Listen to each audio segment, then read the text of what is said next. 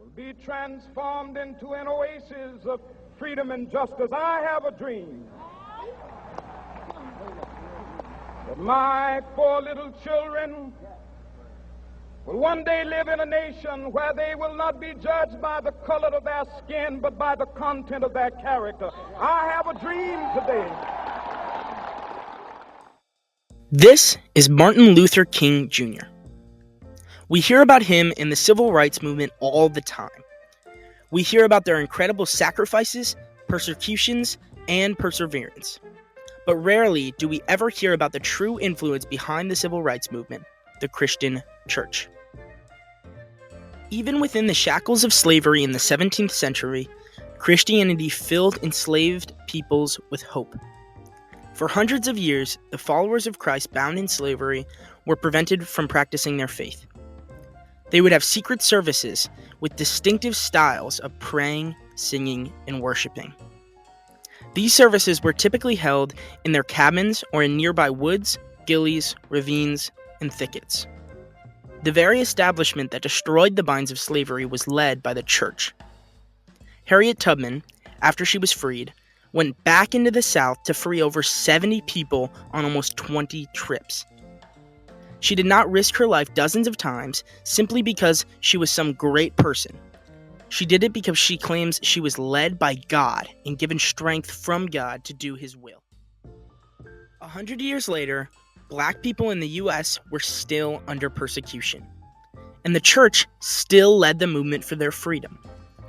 The Southern Christian Leadership Conference, SCLC, was founded in 1957 by Martin Luther King Jr. and Ralph Abernathy. The SCLC, born from the Montgomery Improvement Association, aimed to coordinate civil rights protests across the South. Its leaders, primarily ministers, believed in the power of the church in political activism.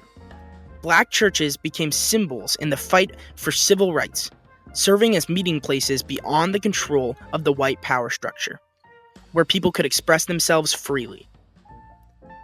Consider the Montgomery bus boycott of 1955 and 56. It wasn't just a political act. It was deeply rooted in Christian faith. Mass meetings were held nightly at Holt Street Baptist Church, where hymns like "A Charge to Keep I Have" were sung, and prayers were offered. These meetings weren't just pep rallies, they were spiritual gatherings that sustained the community's resolve.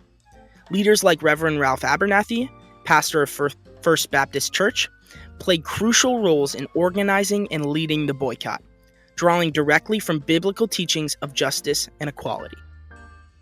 Then there's the use of nonviolent resistance, a core strategy of the civil rights movement. It wasn't just a tactic, it was deeply rooted in Christian philosophy. King himself drew heavily from the teachings of Jesus, particularly the Sermon on the Mount, emphasizing love, forgiveness, and turning the other cheek. This approach was instrumental in the sit-ins at lunch counters, like those in Greensboro, North Carolina, where students, many of whom were deeply religious, faced verbal and physical abuse, but maintained committed to nonviolence. The Birmingham Campaign of 1963 further illustrates this. King's Letter from a Birmingham Jail wasn't just a political manifesto. It was a theological reflection on justice and morality. Drawing on the teachings of prophets like Amos and the Apostle Paul, the Children's Crusade in Birmingham, where people marched and faced fire hoses and police dogs, was fueled by a deep sense of moral and spiritual conviction. The singing of hymns like "We Shall Overcome" during these demonstrations was a powerful expression of faith and unity. The role of the Black church in providing sanctuary and support was also vital. Churches like 16th Street Baptist Church in Birmingham, before its tragic bombing, served as centers for organizing and community support. They provided not only spiritual guidance, but also practical assistance, such as food and shelter, to those involved in the movement.